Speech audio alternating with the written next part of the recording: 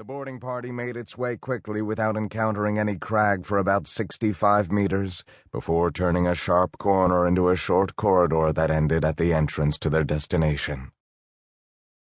They ran into a hail of gunfire.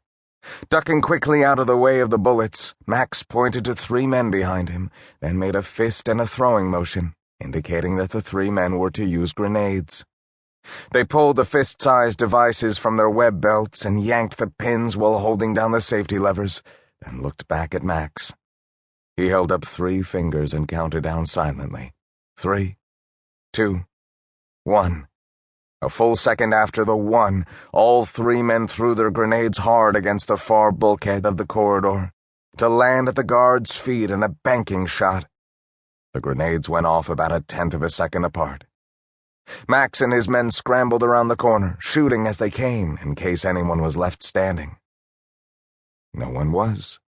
4 dead Krag lay bleeding near the door, rifles in their hands. They didn't look so threatening, lying there on the deck, dead. Alive was a different matter.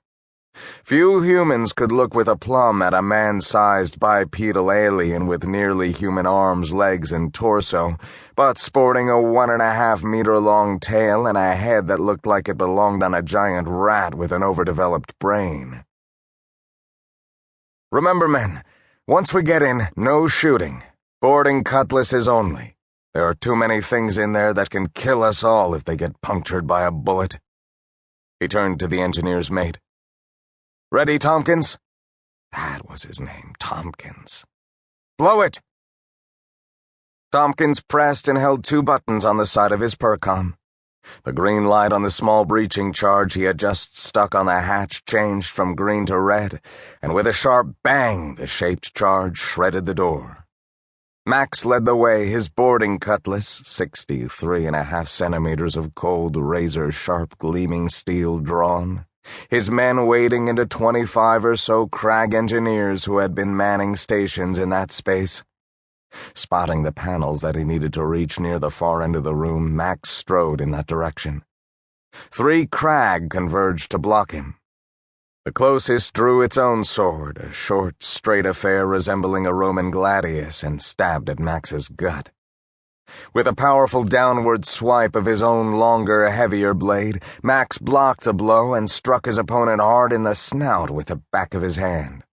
Stunned, the Krag staggered, allowing Max to bring his cutlass back up and chop into the Krag's neck, cutting 3/4 of the way through, severing its spine and dropping it to the deck. The second, more skilled with a sword than the first, held its weapon in front of it like a fencing foil, ready to duel. Max charged, leading with the point of his own weapon as if to accept the Krag's invitation to a fencing match. At the last moment, Max lunged forward and grabbed the end of the Krag's sword in his gloved left hand, pushing the point away from himself while plunging his own weapon deep into the Krag's abdomen and out its back. Sensing rather than seeing the approach of the 3rd Krag, Max pulled his sword from the 2nd and pivoted to his right to fend it off just as the 1 Marine Max had been able to find for the boarding party caught it from behind, stabbing into the Krag's right lung with a distinctly non-regulation dirk. The Krag fell to the deck on its back, gasping as its lungs collapsed from the air filling its chest cavity. The Marine silenced the sound with a savage stomp to the Krag's throat.